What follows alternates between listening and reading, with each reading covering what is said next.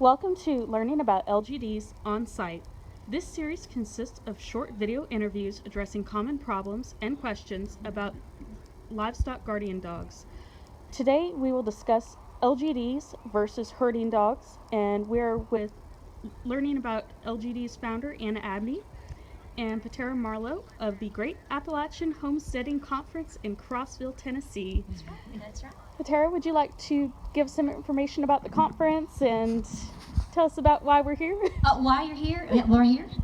Yes, today we had our second annual homesteading conference, and the goal of the conference is to bring together a community of homesteaders to educate people on all kinds of different topics that we see, whether we have all kinds of different forums or that we're farmers or homesteaders or just backyard gardeners, topics that are important to be educated on. And that's why, and there is a great need for that with livestock guardian dogs and the responsibility and education and everything that goes with that. So that's where you guys stepped in. But it was a great day, and everybody's just had such a good time.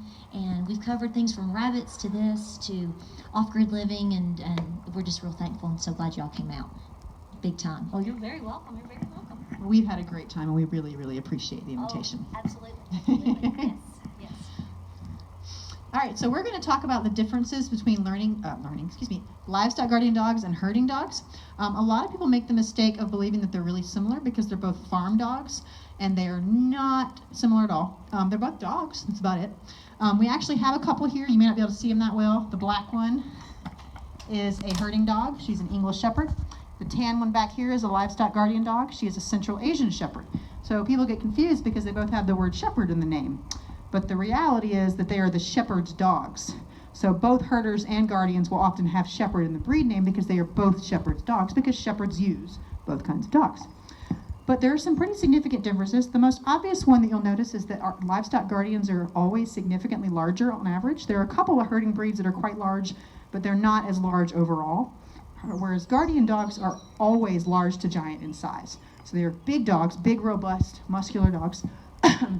So they're big and powerful, so they can fight predators.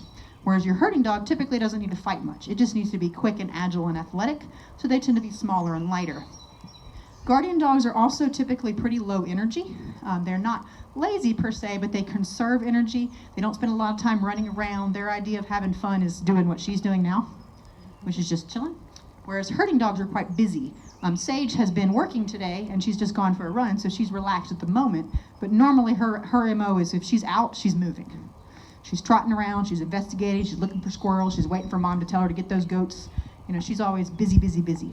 So herding dogs are high energy, and guardian dogs are low energy.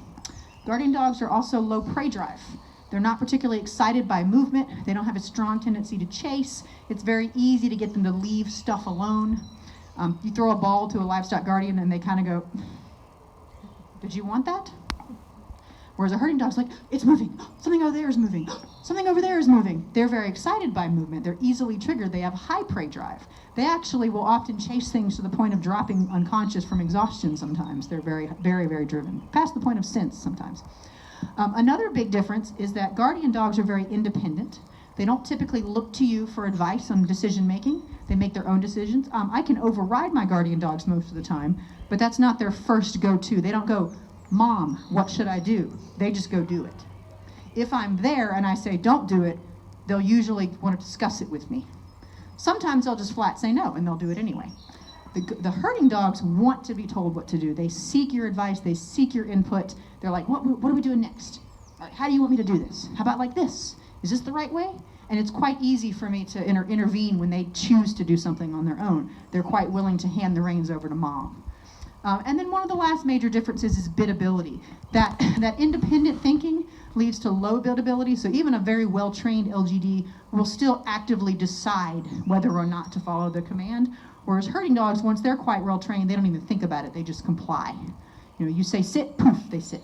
You say jump, they say how high. The guardian dogs go, do I want to sit right now? Does she have anything I really want? Am I going to get in really bad trouble if I don't? Okay, I'll sit. Or not.